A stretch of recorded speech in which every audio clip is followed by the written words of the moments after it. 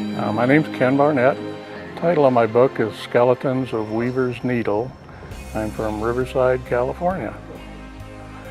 My book started out as a double murder mystery in the Superstition Mountains, and I was bringing in all the aspects of the frontier myths and Indian lore, and it kind of developed into a little more of that with government conspiracy shining in there, and some little science fiction overlays.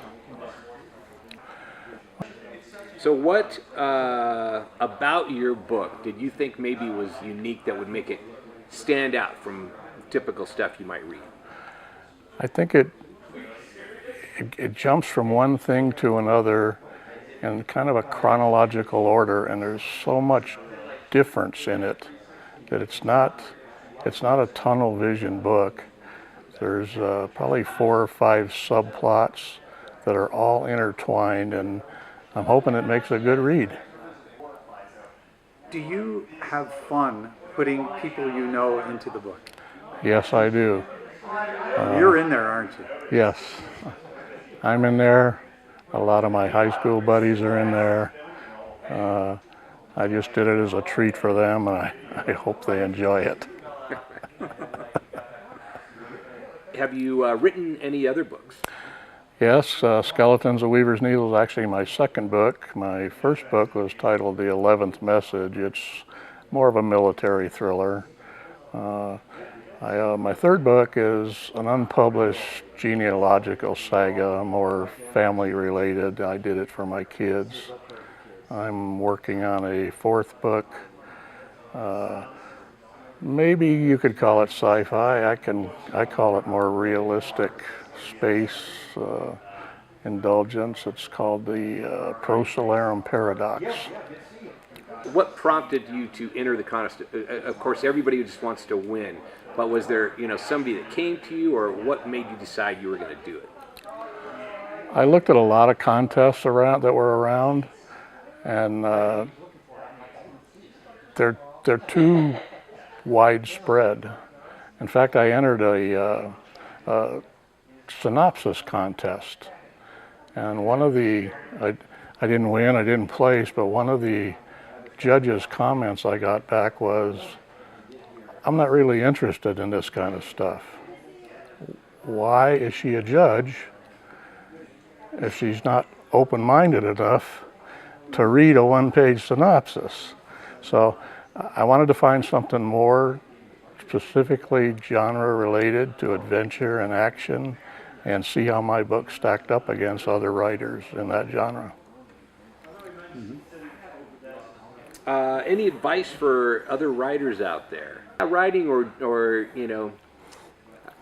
getting out there, or entering a competition, or now that you're here, you're a finalist. I'd say enter competitions everywhere you can. Look them up, see where they're headed. Like I said, some of them are so big that you can't, how do you even have a chance to get in those? I entered this contest. First of all, don't be afraid to lose. I mean, I've sent out hundreds of query letters. I've been married 44 years, so I'm used to rejection. What's one more?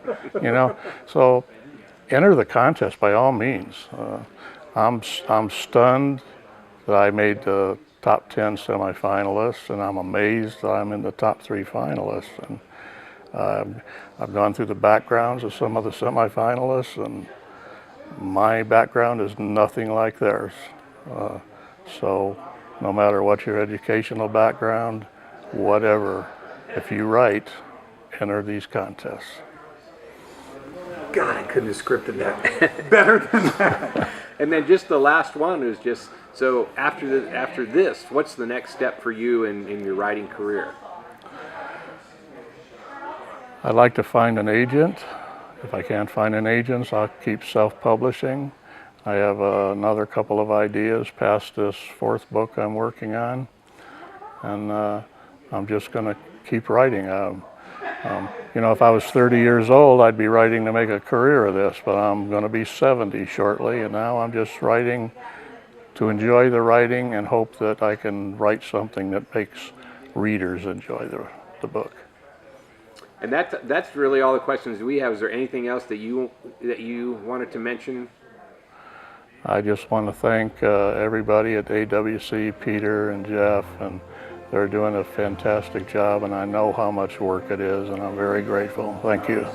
You're going to know even more next year when you're a judge.